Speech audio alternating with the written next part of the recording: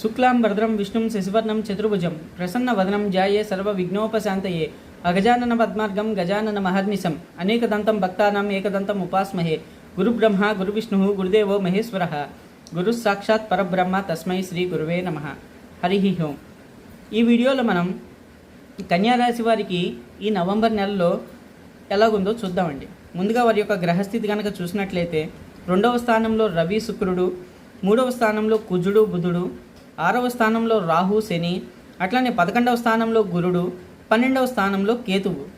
వీరి యొక్క గ్రహస్థితి ఇలా ఉండటం మూలన ఈ నెల అనే వీళ్ళకి కొంచెం కఠినంగా ఉంటుందని చెప్పచ్చండి. ఎలా అంటే ధన నష్టం, ఒత్తిడి, బంధువులతో చిన్న చిన్న విభేదాలు ఇట్లాంటివి ఏర్పడచ్చండి. సో ఒక రకంగా చూసుకున్నట్టయితే ఇలా ఉండటం వలన వీరికి మనశ్శాంతి అనేది కూడా ఎక్కువగా లభించదు.